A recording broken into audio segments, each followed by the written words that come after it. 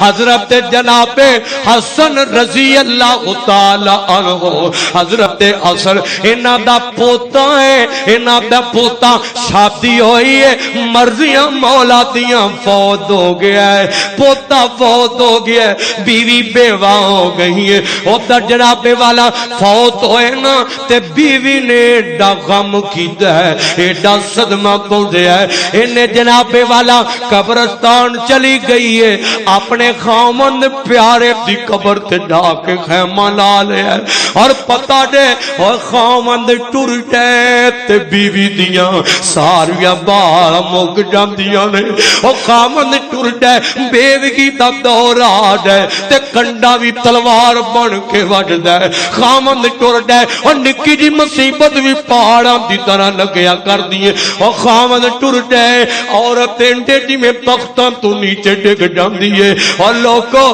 خامند چلا جائے تے بی بی نو بچیاں دیاں یاد بچے یاد بچیاں دا کتوں پالاں گی کتوں نظام چلاواں گی، پر ماما اے ماما ہی ہوندیاں نے، اور لوکاں دے برتن مانج کے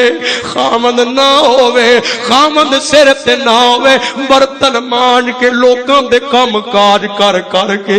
صبر نال، اور کئی بیبیاں بچے پال لیندیاں نے، کئی عورتاں اپنے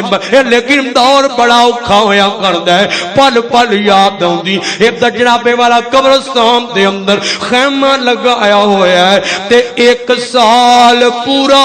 اپنے خامند دی قبر تے بیٹھی رہی ہے تے کم غیر شریعت